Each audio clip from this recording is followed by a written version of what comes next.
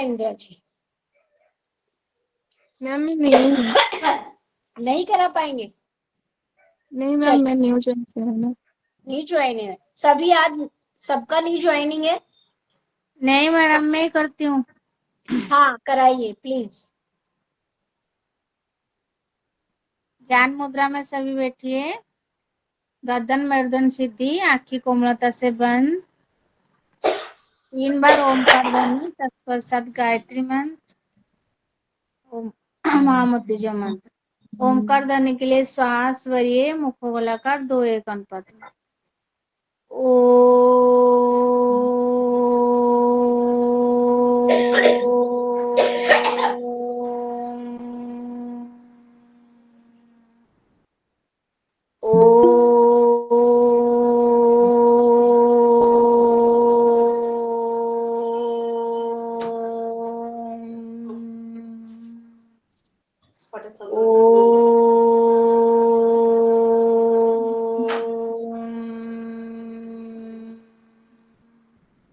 ॐ भूर्भुवः स्वः तस्य वितुर्वरेण्यं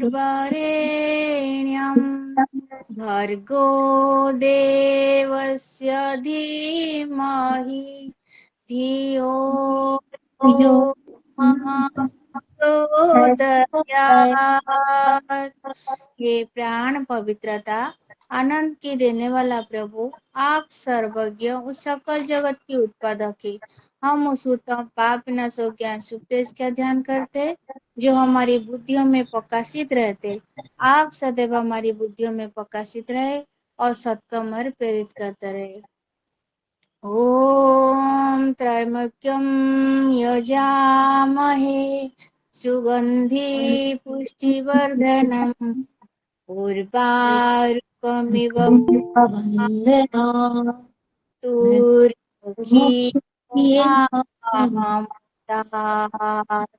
दोनों हाथ को जैसे घसे, हाथों की ऊर्जा आंखों में स्पर्श करे। सभी को मेरा प्रणाम। Thank you. प्रणाम जी। मैडम प्रणाम जी। प्रणाम। आप पहले भी थे ना क्लास में? हाँ मैडम, पहले थे। हाँ मुझे लगा आपके नाम से। दोबारा और समझने के लिए मैं फिर वह आया। Okay okay okay. सभी क्लास नहीं कर पाया था ना, इसलिए। अच्छा अच्छा अच्छा अच्छा, कोई बात नहीं। Okay sir. चलिए, तो आज हमारा सब्जेक्ट है राधे राधे मैम। राधे राधे। कैसे है शकुंतला जी? मैम बहुत अच्छे हैं। आप कैसे हैं बबीता जी? चलिए बताइए, आज आपका कौन सा टॉपिक, कौन सा विषय स्टार्ट होगा? सभी को पता होगा, कोई भी बताइए। आप बताइए बबीता जी। डैड। हाँ, डाइटेक्स है ना, डाइटेटिक्स यानी कि आहार शास्त्र। कोई बताएगा आहार शास्त्र क्या है?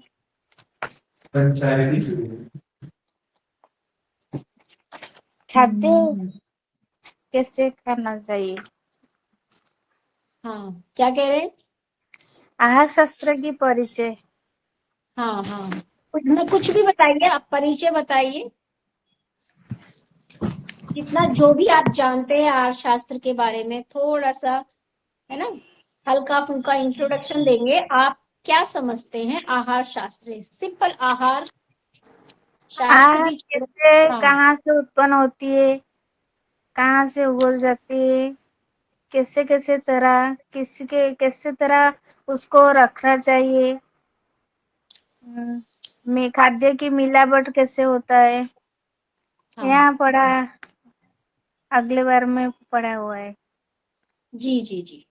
हाँ, हाँ। अपने शब्दों में आप बताइए शकुंतला जी, आहार क्या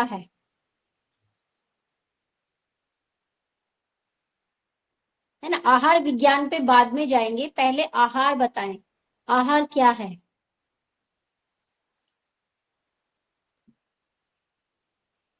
आप बताएं बबीता जी।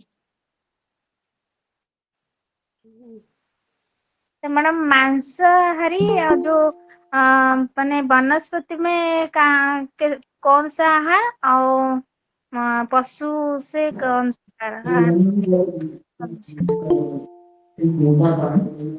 देखिए आहार सिंपल, आप बताइए वसुधा जी, आहार क्या है? मैम आहार का मतलब हम जो सिंपली रोज खाते हैं, हाँ कैसे कैसे खाना चाहिए, क्या खाना चाहिए, किस टाइम पे खाना चाहिए, देखिए, हाँ लेमन आपने लैंग्वेज। सही आंसर दिया। आहार यानी कि जो हम भोजन लेते हैं, आहार मतलब भोजन, फूड, है ना। आप आहार यानी कि आहार शास्त्र में किसका अध्ययन करेंगे? आहार हुआ यानी कि भोजन, फूड, और हम अध्ययन करेंगे कैसा भोजन हमारे लिए अच्छा है ना, हमारे स्वास्थ्य के लिए कैसा भोजन उपयोगी है, कितने तरह के भोजन हमारे होते हैं, हमारे लिए कौन सा उपयोगी है, और भोजन से हम भोजन क्यों लेते हैं, है ना। इन सब का हम अध्ययन करेंगे, लेकिन इससे पहले हमें पता होना चाहिए कि आहार है क्या, है ना। आहार सिंपल, डाइट यानी कि फूड, भोजन जो हम लेते हैं। अब हम लेते क्यों हैं आहार, ये कौन बताएगा मुझे? हमें फूड की जो आवश्यकता एनर्जी, क्यों होती है? एनर्जी के लिए मैम। हाँ, एनर्जी के लिए, दिन भर काम करने के लिए हमें एनर्जी की नीड होती है। वो एनर्जी हमें कहाँ से मिलती है? वो हमें फूड से मिलती है, हमें हमारे भोजन से मिलती है, ठीक है। तो सिंपल शब्दों में आप राइट डाउन करेंगे, आहार लिखें सबसे पहले, आहार का सरल अर्थ क्या है, ठीक है। फिर उसके बाद आहार शास्त्र का परिचय, अपने टॉपिक पर आएंगे, आहार शास्त्र का परिचय, ठीक है। सबसे पहले आप नोट करें कि आहार क्या है। आप लिखें आहार का सरल अर्थ है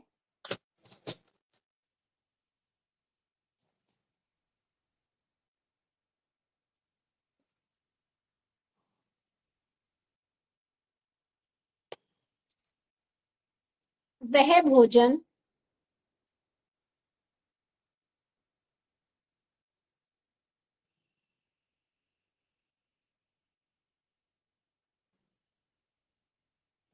वह भोजन जो हम शरीर को ऊर्जा,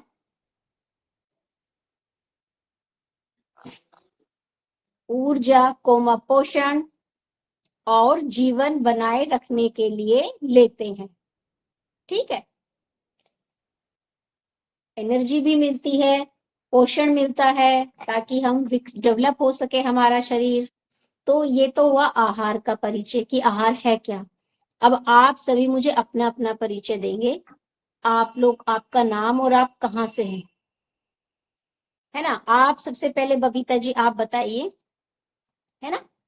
अब इंट्रोडक्शन हुआ टॉपिक का, लेकिन आप सबका भी मेरे साथ इंट्रोडक्शन होना चाहिए ना। हाँ बताइए। मेरा नाम बबीता हुई है। मैं बलांगीर कहाँ से हैं आप? उड़ीसा। उड़ीसा से, ओके। आप बताइए वसुधा जी।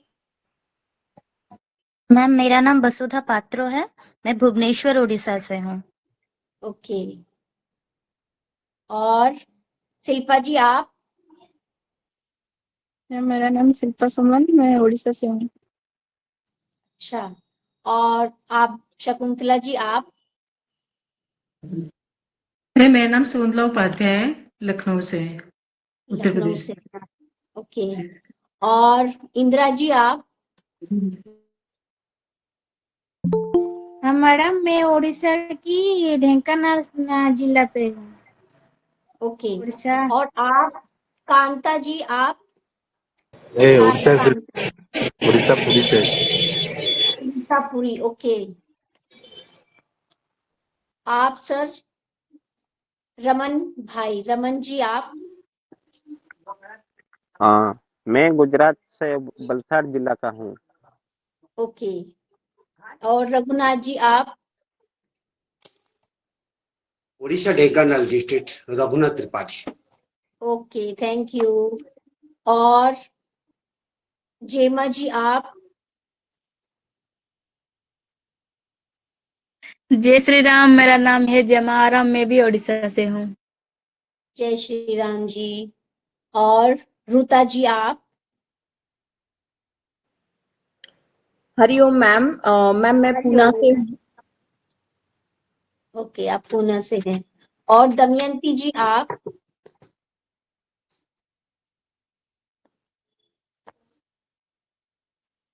प्रकाश जी आप? उड़ीसा से, बलांगीर। ओके, चलिए गुड। चलिए अब अपना टॉपिक स्टार्ट करते हैं। डाइटेटिक्स यानी कि आहार शास्त्र। ठीक है, इसमें हम इसमें क्या मैम पढ़ेंगे विषय? हाँ जी बताइए। मैम आप भी अपने बारे में कुछ बता दीजिए। अच्छा अच्छा अच्छा, मेरा नाम दीपाली शर्मा है और मैं हरिद्वार से हूँ। Thank you. Okay, welcome. चलिए, तो ये मैं आपको सब्जेक्ट पढ़ाऊंगी, आपका विषय आहार शास्त्र। ठीक है, वीक में 5 डेज हमारी क्लास रहेगी, मंडे टू फ्राइडे। टाइम होगा 6 to 7। ओके, चलिए अब इंडेक्स में आपको परिचय देती हूँ। इसमें हम कौन कौन से टॉपिक्स को कवर करेंगे इस विषय में। सबसे पहले हमारा टॉपिक है आहार शास्त्र का परिचय। सेकंड है आहार की परिभाषा। थर्ड, पोषण की परिभाषा एवं अभिप्राय। यौगिक आहार, पोषक तत्व एवं उनकी आवश्यकता, पोषण की स्थितियां, आहार का शरीर में कार्य के अनुसार वर्गीकरण, आहार का पाचन एवं अवशोषण, आहार एवं पोषण की अवधारणा, खाद्य प्रसंस्करण एवं संरक्षण, खाद्य भंडारण, आहार पकाने पर पोषक तत्वों पर प्रभाव, आहार पकाने की विधियां, खाद्य पदार्थों में मिलावट, परिभाषा, उद्देश्य, प्रकार और परीक्षण। एंड लास्ट है हमारा खाद्य पदार्थों में मिलावट से बचने के उपाय। ठीक है, चलिए आहार शास्त्र का परिचय है ना। आहार, मैंने जैसे ही आपको बताया कि आहार क्या है, हमें ऊर्जा, शरीर को ऊर्जा की आवश्यकता होती है किसी भी काम को, किसी भी कार्य को करने के लिए, और वो ऊर्जा हमें हमारे भोजन यानी कि हमें हमारे आहार से मिलती है। ठीक है, दिन भर में आप कोई भी कार्य करते हैं, हर किसी को किसी न किसी कार्य के लिए ऊर्जा की आवश्यकता होती है, और यह ऊर्जा हमें आहार से मिलती है। ये हुआ हमारा आहार। ठीक है, अब हमारा, आप सबके पास पीडीएफ होगा, सर ने शेयर कर दिया होगा। Yes ma'am. हाँ ठीक है, अपना पीडीएफ भी साथ साथ ओपन रखें और उस फिर चलते जाएं। ठीक है, आहार शास्त्र का परिचय, अर्थात अन्नाद भूतानि जायन्ते जातानि अन्नेन वर्धन्ते, अर्थात अन्न से प्राणी उत्पन्न होते हैं, अन्न से ही वृद्धि यानी कि ग्रोथ करते हैं। ठीक है, यदि हम भोजन नहीं लेंगे तो हमारी ग्रोथ भी नहीं होगी। तो हमें अपनी ग्रोथ के लिए, अपने एनर्जी के लिए, जो दिन भर हम कार्य करते हैं, सबके लिए हमें आहार की आवश्यकता होती है, जो हमें आहार से मिलता है। भारतीय संस्कृति में लगभग सभी धार्मिक, सभी पौराणिक साहित्य, आयुर्वेद तथा योग ग्रंथों में आहार का महत्व तथा योग्य वर्णन किया गया है। ठीक है, आयुर्वेद की सभी संहिताओं में विशेष रूप से आहार का विस्तृत वर्णन किया गया, यानी कि जो आहार हम लेते हैं, है ना, वो हमारे लिए योग्य है नहीं है, हमें किस तरह का भोजन लेना चाहिए, है ना। ऐसा नहीं कि एनर्जी के लिए हम कुछ भी हमें भोजन में दिखाई दिया और हमने ले लिया। तो जो हमारे लिए उचित है उसी आहार को हम लें। ठीक है, आहार वह पदार्थ है जिसे हम खाकर ऊर्जा प्राप्त करते हैं, शरीर का विकास करते हैं, रोगों से बचते हैं, और हमारे शरीर की जो रिपेयर होती है, मरम्मत होती है, वो भी आहार से ही होती है। आहार में डिफरेंट टाइप्स के कंपोनेंट्स शामिल होते हैं, जैसे अनाज है, फ्रूट्स हैं, वेजिटेबल्स हैं। ये नहीं कि सिर्फ आप रोटी सब्जी खाते हैं यही आपका आहार है ना, क्योंकि जब आप उपवास रखते हैं एनर्जी की तो तब भी आवश्यकता होती है। तो फ्रूट्स भी क्या है हमारा, फ्रूट्स भी फूड है, आहार है। ठीक है। दूध है, दूध से बने हुए जो दही है, छाछ है, और बाकी जैसे वाटर हुआ, ड्राई फ्रूट्स हुआ, ये सब क्या है? ये सब हमारे आहार है, भोजन है हमारा। इन सब से हमें एनर्जी मिलती है, ठीक है। और नीड क्यों होती है इन सब की? अभी मैंने बताया, जैसे एनर्जी के लिए, साथ ही साथ हमें हमारे शरीर को शक्ति देता है, हमारे पाचन तंत्र को। यदि हम सुपाच्य अच्छा भोजन लेंगे तो हमारे पाचन तंत्र को बैलेंस करता है, संतुलित रखता है, ठीक है। हमारे मानसिक और शारीरिक स्वास्थ्य को भी स्वास्थ्य के आधार पर स्वास्थ्य बनाता है, स्वस्थ बनाता है उसको, यदि हम अच्छा और उचित आहार लेंगे, ठीक है। तो अब आगे हम यही सब पढ़ेंगे कि आहार है क्या, और हमें किस तरह का आहार लेना चाहिए। कितने तरह के आहार होते हैं, जैसे आपने सभी ने सुना होगा, राजसिक, तामसिक, है ना, इस तरह का भोजन होता है। तो उन कैटेगरी में कौन सा राजसिक में आता है, कौन सा तामसिक में आता है, ये भी प्रवृत्ति आगे हम डिस्कस करेंगे, है ना। सात्विक, राजसिक और तामसिक 3 तरह के हमारे होते हैं, है ना। और योग के अनुसार हमारा जो भोजन है वो सात्विक होना चाहिए, सात्विक प्रकृति का, यानी कि ताजा और प्राकृतिक होना चाहिए, है ना। फ्रेश होना चाहिए, शुद्ध होना चाहिए, और जिसे खाकर हमारा मन और शरीर दोनों को शांत, है ना, शांति भी महसूस हो, और जो हमारा शरीर है वो मजबूत भी बने, है ना। यानी कि शॉर्ट में हम कह सकते हैं, आहार वह पोषण देने वाला भोजन है जिसके बिना जीवन संभव नहीं है। नेक्स्ट है अन्नम ही भैसम, अर्थात अन्न ही क्या है? औषधि है, यानी कि हमें रोगों से भी बचाता है, जैसे मैंने अभी पहले डिस्कस किया था। योग्य प्रकार से सेवन किया गया अन्न, यानी कि जो आपके लिए उचित है, ऐसा भोजन यदि आप करते हैं, ऐसा अन्न आप लेते हैं, तो अन्न औषधि का ही कार्य करता है ना। यानी कि यदि आप अच्छा भोजन लेते हैं उचित, जिसको आपको लेना चाहिए, जिसकी आपके शरीर को आवश्यकता है, तो वो एक तरह से आपके लिए औषधि का भी कार्य करता है, ठीक है। चरक संहिता के सूत्र स्थान में अन्न आहार एक विस्तृत अध्याय वर्णित है। आहारो नाम यंदन मार्ग द्वारा शरीर संयान तराहिते, अर्थात अन्न मार्ग से जो कुछ शरीर के भीतर ले जाया जाता है उसे ही आहार कहते हैं। चरक संहिता क्या है? हमारा आयुर्वेद का एक शास्त्रीय ग्रंथ है, जिसमें आहार को बड़े अच्छे से समझाया गया है। सृष्टि पंचभूतों से निर्मित है ना। जैसे ये सृष्टि है, हमारा शरीर है, पंच महाभूतों से मिलकर बना है। कौन कौन से पंच महाभूत हैं? कौन बताएंगे?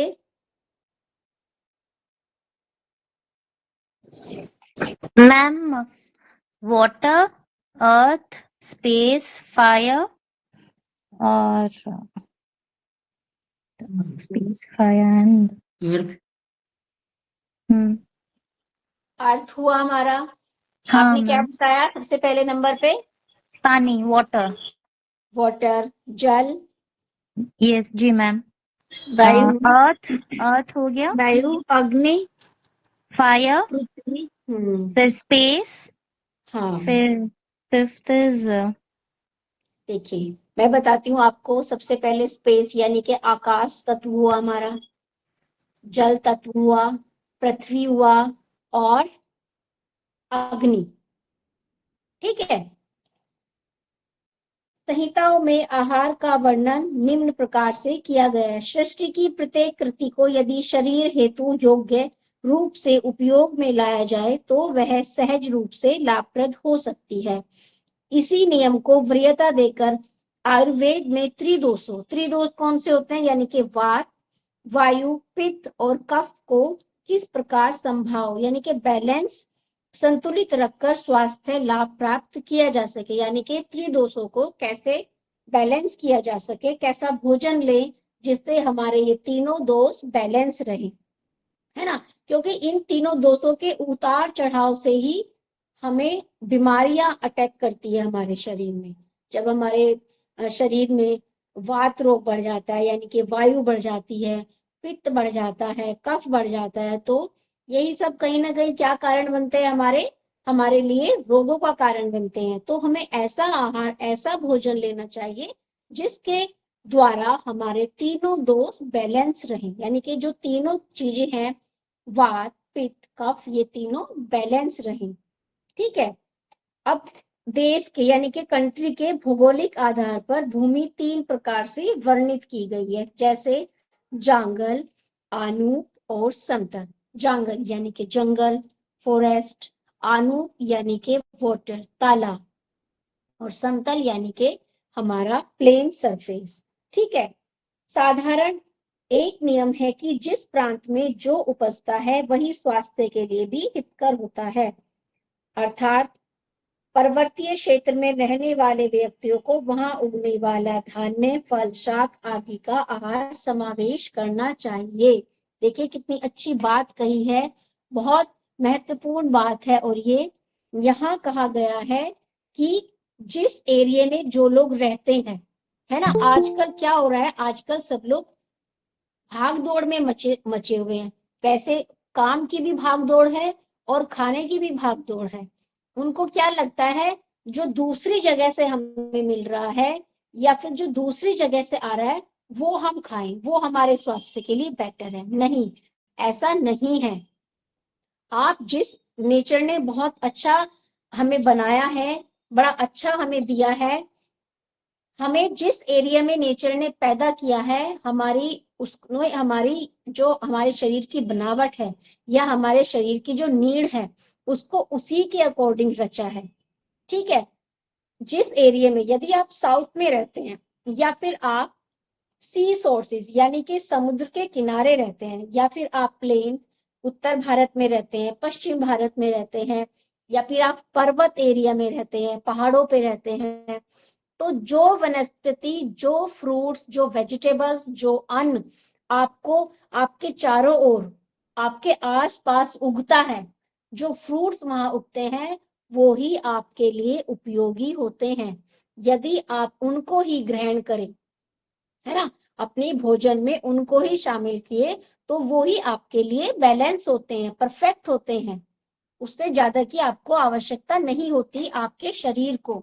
इसलिए ना तो बहुत महंगी चीज पे जाएं। अब आजकल क्या हो रहा है, कुछ भी बता देते हैं, नेट का, सोशल मीडिया का टाइम है, ये इसमें ये विटामिन है, इसमें ये विटामिन है, भले ही वो हमारे एरिया में ग्रो भी नहीं हो रहा है। ठीक है, हम उसकी तरफ भागते हैं और वो हमें जरूरत से महंगा मिलता है। आपने नोटिस किया होगा, जो आपके रीजन की चीजें होती है, वेजिटेबल्स हो गई, फ्रूट्स हो गए, वो आपको लिमिट मात्रा में, लिमिट रुपीज में मिल जाते हैं। लेकिन जो अदर स्टेट से, अदर कंट्री से आपको फूड प्रोवाइड कराया जाता है, वो हमेशा डबल रेट में मिलेगा, आपको महंगा मिलता है ना। एक तो सबसे पहला तो आप महंगा ही लेके खा रहे हैं, ये भी गलत हुआ। और दूसरा, शायद आपके शरीर को उसकी नीड भी नहीं है ना। तो पहले तो आप उस खाने की तरफ, उस आहार की तरफ जाए जैसा इसमें लिखा है कि जो जिस एरिया में आप रहते हैं, आप उसी एरिया का भोजन लें, है ना। ये नहीं कि अब कहते हैं कि फर्मेंटेड फूड खाएं, हमारे लिए, हमारी गट्स के लिए हेल्दी होता है, इडली खाएं, डोसा खाएं, ढोकला खाएं, लेकिन साथ ही साथ अपने एरिया के अकॉर्डिंग। अब हम लोग हम प्लेन में रहते हैं, हमारे इधर क्या होता है, हमारे इधर छाछ फर्मेंटेड मिलती है, दही मिलती है, तो हम उस चीज को लें। जो साउथ में लोग रहते हैं, जो गुजरात में रहते हैं, क्योंकि फर्मेंटेड फूड हमारी गट हेल्थ के लिए अच्छा होता है ना। लेकिन जरूरी नहीं है कि हम डोसे की तरफ भागे, है ना। हम साउथ में नहीं रहते हैं, हम इधर प्लेन में रहते हैं, तो जरूरी नहीं है कि हम अपने डाइट में डोसा शामिल करें, इडली शामिल करें। यदि हम उचित मात्रा में छाछ ले, दही ले, डेयरी प्रोडक्ट्स ले, तो वो भी हमारे लिए इफेक्टिव होते हैं, है ना। कुछ ऐसी डिशेस होती हैं जो फर्मेंटेड, छाछ के थ्रू, छाछ को फर्मेंट करके बनाई जाती है, वो ले। यानी कि हमें इधर उधर भागने की जरूरत है ही नहीं। जो हम पहले से पुराने टाइम से हमारे बुजुर्ग लेते आ रहे हैं, हम उसको ही खाएं। ठीक है, ऐसे ही एग्जाम्पल देती हूँ, जैसे जो सी सोर्सेस के, समुद्र के किनारे जो लोग रहते हैं, वहां वनस्पति बहुत कम होती है। ठीक है, वहां के लोगों को कहते हैं कि इसीलिए वो लोग फिश पे डिपेंड हुए, क्योंकि उधर वनस्पति कम थी, तो नेचर ने उनको खाने में वो शामिल कर दिया। लेकिन अगर वो उत्तर भारत के लोग, है ना, इधर से अगर वो लोग खाते हैं, पश्चिम वाले लोग अगर उसको खाते हैं, तो क्या होगा, या पूरब वाले लोग उसको खाते हैं, सॉरी, तो वो उनके लिए इफेक्टिव नहीं है, उनके लिए लाभकारी नहीं है।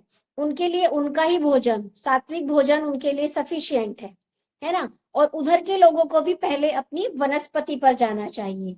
तो अपने एरिया के अकॉर्डिंग अपनी डाइट ले, डाइट को शो ऑफ ना करें, है ना, कि ये इसका फैशन है, इसका चलन है, सोशल मीडिया पे ये वाली डिश ज्यादा हो रही है, फेमस हो रही है, इससे हमें ये विटामिन मिलेगा, ये प्रोटीन मिलेगा, ये B12 मिलेगा। तो आप बहुत बढ़ा चढ़ा से अच्छा है कि सबसे पहले तो अपने आसपास का जो आपके यहाँ सब्जियां उगती है, जो फ्रूट्स उगते हैं, वो अपनी डाइट में। यही बात ऑयल की होती है, यदि आपके यहाँ मस्टर्ड ऑयल यूज किया जाता है, तो आप कोकोनट ऑयल या फिर ऑलिव ऑयल की तरफ ना जाएं, आप मस्टर्ड ऑयल को यूज करें। फालतू में आप ऑलिव ऑयल की तरफ जाते हैं, जो जरूरत से ज्यादा महंगा में आपको मिलता है, डबल रेट पे।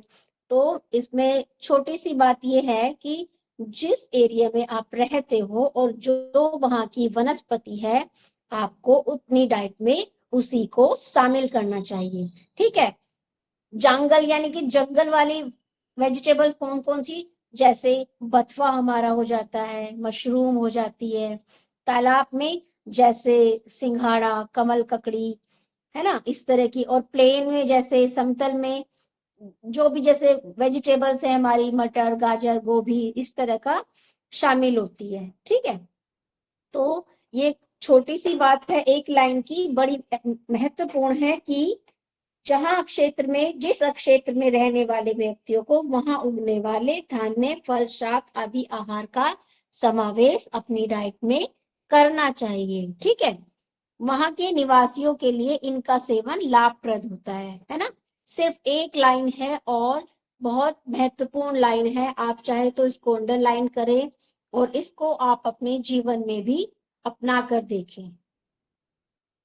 उसी प्रकार आनूप यानी कि समुद्र या जल युक्त स्थान, समतल यानी कि मरुभूमि आदि के लिए भी यही नियम है। कोंकण प्रांत में चावल, रागी, ज्वार, बाजरा, सावक, वरी आदि अधिक मात्रा में उत्पन्न होते हैं, अतः इनका सेवन लाभप्रद है। उत्तर भारत में देखो, यहाँ से वही बात रिपीट हो रखी है जो मैंने अभी आपसे डिस्कस की। उत्तर भारत में गेहूं की खेती अधिक होती है, अतः वहां के लोगों को गेहूं का सेवन उपयुक्त रहता है। ठीक है, पहले क्या होता था, पहले टाइम में, अब आपके माइंड में क्वेश्चन आएगा कि गेहूं को कहते हैं कि गेहूं के खाने से डायबिटीज यानी कि शुगर लेवल हमारा बढ़ता है। पहले क्या होता था, पहले गेहूं को घर में पीसा जाता था और उसको मोटी छलनी से छान के रोटी बनाई जाती थी, यानी कि जो उसमें फाइबर होता था, जिसे चोकर बोलते हैं, उसको ऐड किया जाता था, वो उसी में रहता था। सिर्फ एक्स्ट्रा जो मोटा गेहूं है ना, जिसको रोटी बनाने में दिक्कत हो, उसको अलग कर दिया जाता था, बल्कि उसको भी फिर बाद में पीसा जाता था या फिर उसका दलिया बनाया जाता था, है ना, उसको भी फेंका नहीं जाता था। लेकिन आजकल की डेट में गेहूं को क्यों कहते हैं गेहूं नुकसान दिया है, गेहूं इसलिए नुकसान दे रहा है हमारे शरीर में क्योंकि हमने उसके फाइबर को हटा दिया है। जो हमारा भोजन, फाइबर क्या काम करता है, फाइबर हमारे भोजन को हमारे शरीर में, हमारे पाचन, मतलब पाचन बढ़ाता है। किसी जैसे हमने कोई भी भोजन लिया है, तो फाइबर हम अपनी डाइट में इसलिए शामिल करते हैं ताकि हमारा जो भोजन है वो अच्छे से पच जाए। फाइबर का काम होता है हमारे भोजन को अच्छे से डाइजेस्ट करना। गेहूं में जो चोकर होता है वो फाइबर होता है। ऐसे ही फ्रूट्स में जो छिलके होते हैं, कुछ लोग होते हैं सेब का छिलका उतार के अलग डाल देते हैं डस्टबिन में और एप्पल खा लेते हैं, लेकिन फाइबर किस में था, उसके छिलके में था। तो इसलिए गेहूं भी ऐसा नहीं है कि गेहूं बुरा है, यदि आप उसको चोकर के साथ खाते हैं, फाइबर जाता है आपके अंदर। और आप देखना, आप नोटिस भी करना, यदि आप छने हुए आटे की 2 रोटी खाते हैं, 3 रोटी खाते हैं, और आप चोकर वाले आटे की, यानी कि आपके आटे में यदि चोकर भी है, तो आप उस एक ही रोटी या 1.5 रोटी में आपका पेट भर जाएगा, और हमें भूख भी फिर जल्दी नहीं लगती है, और पचता हमारे शरीर में अच्छे से है। इसलिए जिस प्रांत में आप रहते हैं उस ही एरिया का भोजन ले, इधर उधर भोजन की तलाश में ना जाए, इधर से वो खाएं। और एक सबसे महत्वपूर्ण बात है सीजनल, यानी कि सीजन के अकॉर्डिंग फ्रूट ले, है ना। अब क्या होता है, राजस्थान में गर्मी जल्दी होती, गर्मी पहले स्टार्ट हो जाती है, तो वहां मैंगो भी पहले हो जाता है। लेकिन उत्तर भारत के लोग हैं या फिर कहीं इधर उधर के लोग भी क्या है ना, ये सब लोग तो अपना जो बिजनेस कर रहे हैं वो क्या करते हैं, हमें पहले अवेलेबल करा देते हैं। राजस्थान का मैंगो इधर लेके आएंगे और ऊपर से टेप लगा देते हैं कि ये राजस्थान का मैंगो है, ये बॉम्बे का मैंगो है, और उसको महंगा करके हमें देते हैं, है ना। जबकि और उसको मार्च में टपका देंगे, वो मार्च में बोलेंगे कि ये मैंगो आ गया, ये राजस्थान का मैंगो है, खाओ। और लोग खाते भी हैं क्योंकि वो अवेयर नहीं है, इसलिए उसकी तरफ ना जाएं। अपने टाइम पे जब आपका मैंगो आएगा, आपका जब मैंगो का सीजन होगा, तब अपना मैंगो ले। एक क्या होगा, आपको रीजनेबल मिलेगा, और दूसरा उस ही टाइम आपके शरीर को उसकी आवश्यकता होगी, है ना। मार्च में हमारे यहाँ बहुत ज्यादा गर्मी नहीं होती है, इसलिए फ्रूट्स भी उस टाइम का ले। मतलब अदर ये नहीं कि आपको महंगा फ्रूट मिल रहा है और अदर स्टेट का फ्रूट आपके सामने रख दिया और आप मार्केट में गए और आपने लिया और खाया, शौक से खाया कि यार हम तो महंगा मैंगो लेके आए हैं और देखो ये राजस्थान का मैंगो है। क्यों भाई, आप राजस्थान का मैंगो क्यों खाएं, आप राजस्थान में रहते हैं, आपका शरीर जो है वो यहाँ के अकॉर्डिंग बना हुआ है, आपके जो प्रकृति ने बनाया है शरीर की बनावट, वो यहाँ के जिस एरिया में आप रह रहे हो उस एरिया के अकॉर्डिंग है। तो इधर उधर ना भटके, जब आपके एरिया में फ्रूट आएगा या मैंगो आएगा, एप्पल आएगा या गुआवा आएगा, तो आप उस तरफ तब जाएं, बेवजह पैसे खर्च करके महंगी चीजें ना खाएं, है ना। उससे क्या होगा, आपके शरीर को भी नुकसान ही होगा, वो आपके लिए लाभकारी नहीं होगा। ठीक है। सेकंड है हमारा काल, यानी कि टाइम, है ना, कि किस टाइम हमें अपना भोजन लेना चाहिए। सामान्यतः दिन में 2 बार भोजन करने का विधान है ना। ये ब्रेकफास्ट भी ऐड कर दिया है। पहले क्या होते थे, पहले जो बड़े बुजुर्ग लोग होते थे ना, वो घर से निकलते थे सुबह 7 बजे या फिर 5 बजे, 8 बजे, यानी कि उठने के, कहा गया है योग में कि अपने उठने के 2 घंटे बाद, 3 घंटे बाद हमें अपना भोजन ले लेना चाहिए। तो वो लोग क्या करते थे, वो सुबह जल्दी उठते थे और वो 7 बजे तक अपना भोजन ले लेते थे, 7 बजे तक, 8 बजे तक अपना खाना ले लेते थे। उसके बाद वो शाम को भी फिर जल्दी लेते थे। अभी इस टाइम तो उनका सोने का टाइम होता था, इसके 1 घंटे बाद या इस टाइम वो सोने की तरफ चलते थे, क्योंकि उन्हें सुबह फिर जल्दी उठना होता था। तो योग में आहार का 2 ही टाइम बताया गया है, किसी भी टाइम 2 टाइम ले, सुबह ले, शाम ले, या फिर आप ब्रेकफास्ट ले, सीधे डिनर ले, या फिर लंच और डिनर ले। प्राचीन समय से ही और सूर्यास्त से पूर्व भोजन करने को कहा गया है ना। क्यों कहा जाता है कि आपको सूर्यास्त से पहले भोजन करना चाहिए, कोई बताएंगे मुझे। मैम डाइजेशन के लिए हेल्प करता है सूर्य की किरणें, इट हेल्प्स इन डाइजेशन।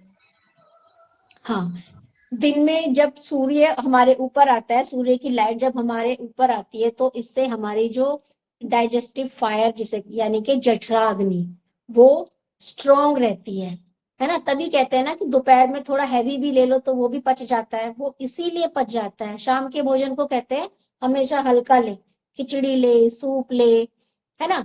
तो इसीलिए कहा जाता है, पहले लोग वाकई में शाम का खाना बहुत हल्का लेते थे, वो लोग खिचड़ी ले लेते थे, बाजरे की खिचड़ी खाई, दलिया खाया, इस तरह का खाना लेते थे।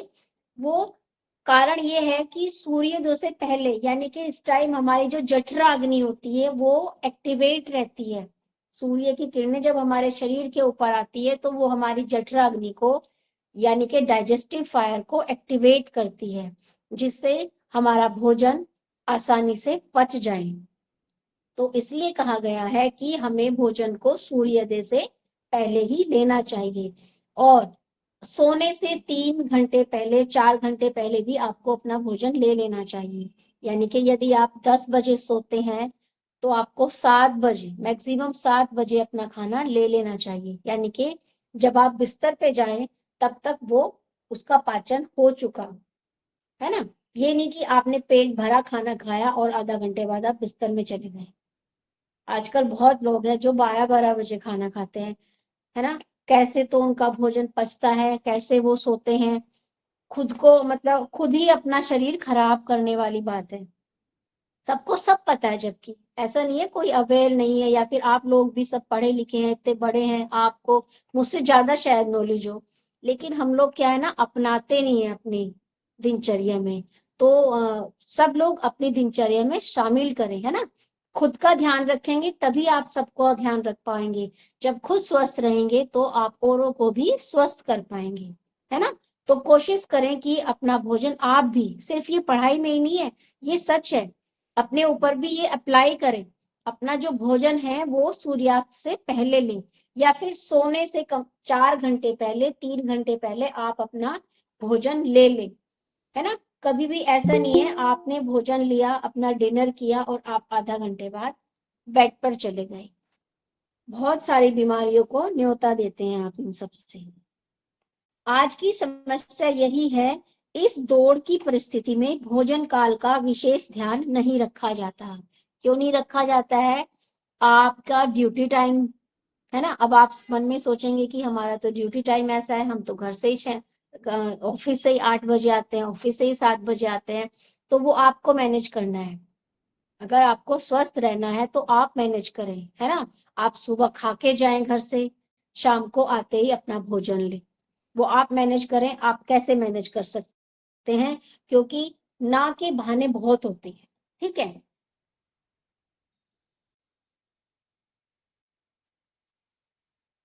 मध्याह्न में 1 से 2 बजे तथा रात्रि में 9 से 12 के बीच भोजन ग्रहण करने के कारण पाचन संबंधी विकारों में अत्यधिक वृद्धि हुई है ना। पाचन संबंधी विकार यानी कि जो बीमारियां होती है, और अधिक जो हमारी बीमारी होती है ना, जो रोग का कारण है, वो हमारे पाचन से शुरू होता है। जितनी भी बीमारियां बड़ी हो जाती हैं, बड़ा रूप ले लेती है, भयंकर रूप ले लेती है, वो कहीं ना कहीं उनकी जो रूट होती है ना, वो कहाँ से स्टार्ट होती है? वो हमारे पाचन से ही स्टार्ट होती है। जैसे ही हमारा पाचन संबंधी या पाचन हमारा अव्यवस्थित हो जाता है, व्यवस्थित नहीं रहता है, तो हमें धीरे धीरे वात, किसी को वात बढ़ेगा, किसी को कफ बढ़ेगा, किसी को पित्त बढ़ेगा, और धीरे धीरे ये छोटी छोटी चीजें है ना, सिर्फ भोजन का ये भयंकर रूप ले लेते हैं, बड़ा रूप ले लेते हैं, बड़ी बीमारी का कारण बन जाते हैं। कई बार देर से भोजन करने की अपेक्षा, हाँ ये भी बड़ी अच्छी बात कही है ना। कई बार आपको लगता है कि आप लेट हो गए हैं, आप भोजन नहीं कर पाए, है ना। आप कहीं बाहर अटक गए, फंस गए, जाम में फंस गए, किसी गाड़ी में फंस गए, और आप टाइम से अपने घर नहीं पहुंच पाए, आप 9 बजे पहुंचे, 10 बजे पहुंचे, तो ये उचित होगा आपके लिए कि आप भोजन ना करें। आप दूध लें, गुड़ के साथ दूध लेके लेट जाएं, या फिर आप कुछ भी हल्का ऐसा ले, है ना। दूध ही वैसे बेस्ट माना जाता है उससे, क्योंकि दूध भी अपने आप में एक तरह एक डाइट है, कंप्लीट डाइट। दूध से भी आपको सारे जो मिनरल्स और विटामिन मिलने चाहिए, वो योग में दूध को कंप्लीट डाइट कहा गया है ना। तो आप ना ना मतलब करने से अच्छा है कि आप लेट नाइट ना करें, इससे अच्छा है कि आप ना ही करें, देर की तरफ ना जाएं, इससे अच्छा है कि आप अवॉइड करें, या फिर आप दूध लें। जीर्ण भोजनम व्याधि नरसों प्रति यानी कि योग्य पचा हुआ भोजन व्याधि को उत्पन्न नहीं करता है। व्याधि मतलब रोग, बीमारी, है ना। जो भोजन आप लेते हैं यदि वह अच्छे से पच जाता है, क्योंकि है ना उसको प्रॉपर टाइम मिल जाता है डाइजेस्ट होने में, तो वो क्या करता है, वो आपके शरीर में रोग उत्पन्न नहीं करता है ना। वह मतलब समझते हैं, आयु, एज, है ना। बाल्यकाल शरीर वृद्धि का सर्वोत्तम काल माना जाता है। जब बच्चे होते हैं छोटी एज में, है ना, कहते हैं ना बच्चों को बहुत भूख लगती है, बार बार खाने को मांगते हैं। वो क्यों मांगते हैं? क्योंकि वो जो टाइम होता है बाल्यकाल, जो बचपन की अवस्था होती है, वो ग्रोथ एंड डेवलपमेंट की अवस्था होती है। यानी कि उस टाइम हमारा शरीर तेजी से विकसित होता है ना। क्यों लेते हैं भोजन? अभी बताया था मैंने कि एनर्जी के लिए, अपने शरीर की वृद्धि के लिए, विकास के लिए।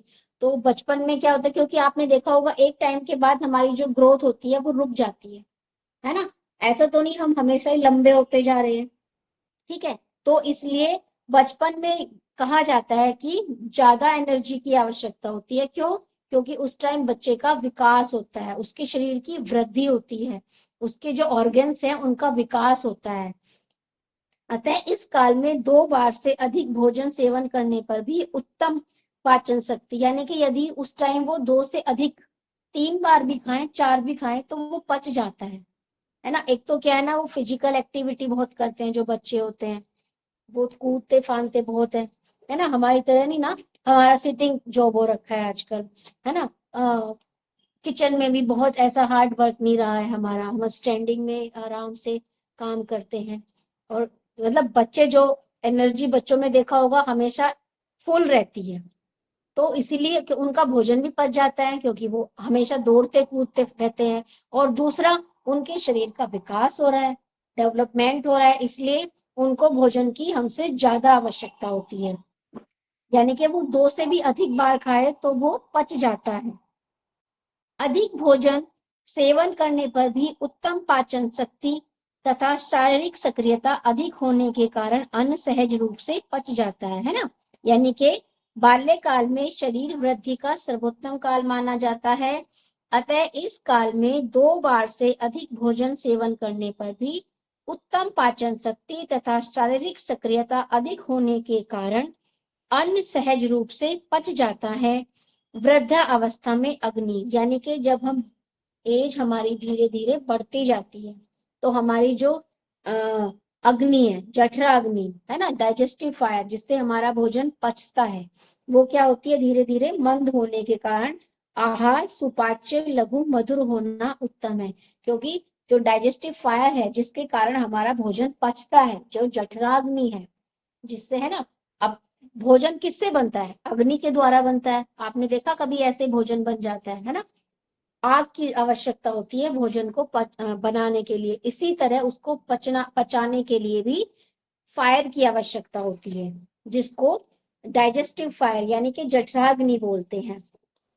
तो जो धीरे धीरे जब हमारी एज बढ़ती जाती है, तो हमारी जो जठराग्नि है वो मंद होनी स्टार्ट हो जाती है, जिसके कारण आहार सुपाच्य, तो जब हमारी जठराग्नि मंद होने लगती है, इसका मतलब क्या है, क्या इंडिकेट हो रहा है, क्या संकेत हमें मिल रहे हैं? हमें अपना जो डाइट है वो थोड़ी लाइट कर देनी चाहिए, हल्की कर देनी चाहिए, ताकि जितना हम भोजन ले रहे हैं वो अच्छे से डाइजेस्ट हो जाए, उसको हम अच्छे से पचा सके। ठीक है। अब नेक्स्ट है प्रकृति। कैसी प्रकृति होनी चाहिए हमारे भोजन की? वातिक, पैक्टिक और कफज, है ना।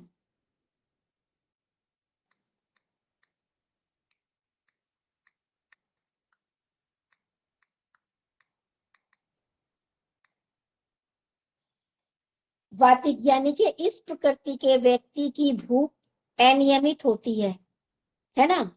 जिनका, जो वात प्रवृत्ति के लोग होते हैं, इस प्रकृति के आधार पर ही रोगी को उसके अनुकूल खाने की सलाह दी जाती है ना।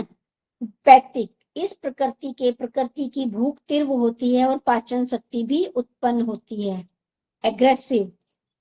कफज, इस प्रकृति के व्यक्ति को मात्रा में अधिक भोजन की इच्छा होती है, यानी कि जो पित्त प्रधान लोग होते हैं उनको क्या होती है, उनको उनके भोजन की इच्छा शक्ति ज्यादा होती है। आधुनिक जीवन शैली का अवलंबन तथा पाश्चात्य प्रणीत आहार विहार के परिणाम स्वरूप वर्तमान में मनुष्य जाति विशेष रोगों से ग्रसित होती जा रही है, जिसमें मुख्यतः पाचन संबंधी विकार, है ना। कौन कौन से रोग आजकल ज्यादा देखने को मिलते हैं, जो छोटी छोटी एज में यानी कि नजर आते हैं, है ना। कि आप हर किसी कोई भी दूसरे तीसरे आदमी को आप देखते हैं तो उनको क्या होता है, किसी को डायबिटीज है, किसी को थायराइड है, किसी को किडनी की प्रॉब्लम है।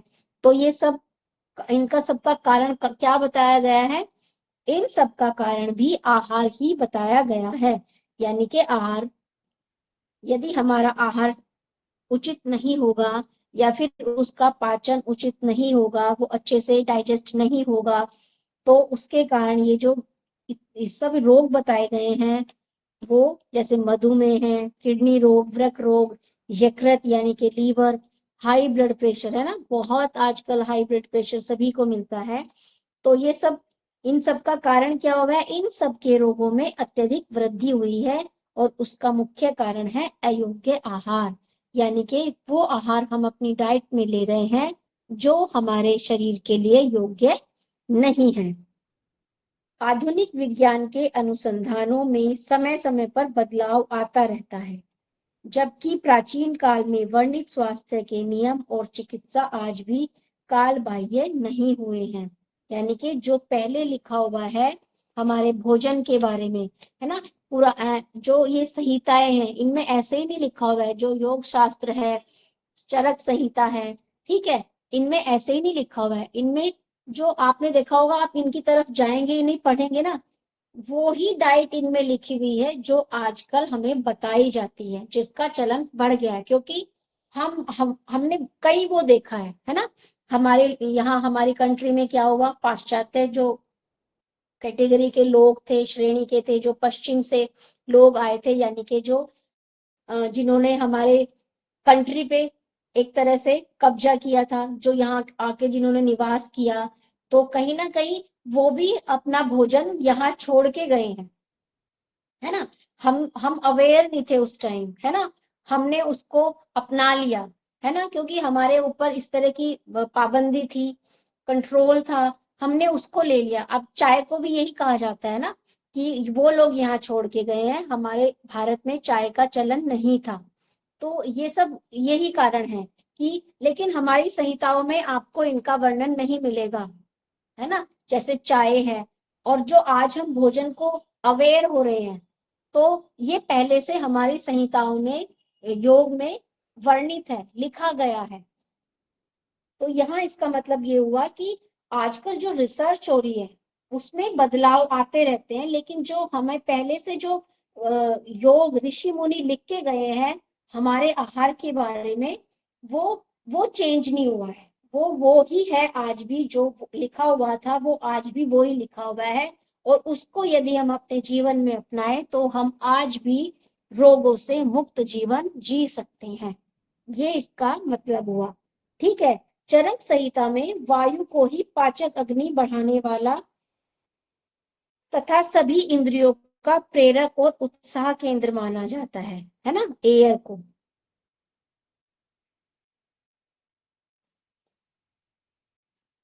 ठीक है, आधुनिक विज्ञान के अनुसंधानों में समय समय पर बदलाव आता रहता है, जबकि प्राचीन काल में वर्णित स्वास्थ्य के नियम और चिकित्सा आज भी काल बाह्य नहीं हुए, आज भी अटल है, जो हमारे शास्त्रों में, योग शास्त्रों में लिखा हुआ था। कारण क्या है, कारण है कि पाश्चात्य संस्कृति को मानने वाले भी अब आयुर्वेद, योग तथा भारतीय संस्कृति की वैज्ञानिकता पर संदेह न करते हुए उस ओर आकृष्ट हो रहे हैं, है ना। आपने देखा होगा कि जो पाश्चात्य, है ना, अदर कंट्री के लोग जो हैं, वो भी आजकल योग पर डिपेंड हो रहे हैं, योग को अपनी लाइफ में शामिल कर रहे हैं। योग ये नहीं कि सिर्फ आहार ही शामिल हुआ है हमारा, योग में सब आता है। जैसे ध्यान करना, है ना, उधर के लोग हमसे ज्यादा शांत मन के हैं, वो हमारा ये खाने से भी आता है हमारा। यदि हम अपने खाने को अच्छे से लेंगे या फिर सुपाच्य भोजन लेंगे, थोड़ी डाइट लेंगे जितनी हमें आवश्यकता है, तो इससे डाइट से भी हमारा जो मन मस्तिष्क होता है, इससे भी हमारा शांत रहता है। ध्यान करें, योग करें, तो उधर के लोग हमसे भी ज्यादा डिप्रेशन में, टेंशन में रहते हैं।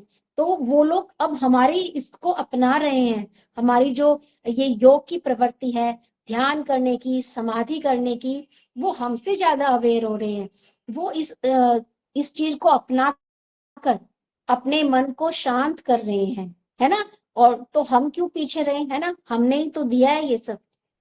तो यहाँ ये कहा गया है कि जो पाश्चात्य संस्कृति को मानने वाले भी जब आयुर्वेद तथा योग भारतीय संस्कृति की वैज्ञानिकता पर संदेह न करते हुए भी उस ओर आकर्षित हो रहे हैं, यानी कि हमारी पद्धति की तरफ आकर्षित हो रहे हैं, हमारे स्टडी कर रहे हैं, हमारी योग की, योग सूत्रों को पढ़ रहे हैं। कोई डिप्लोमा जैसे आप कर रहे हैं ना, वो लोग और भी ज्यादा कर रहे हैं और अवेयर हो रहे हैं, और अपनी दिनचर्या में उन्होंने योग को शामिल करना शुरू किया है।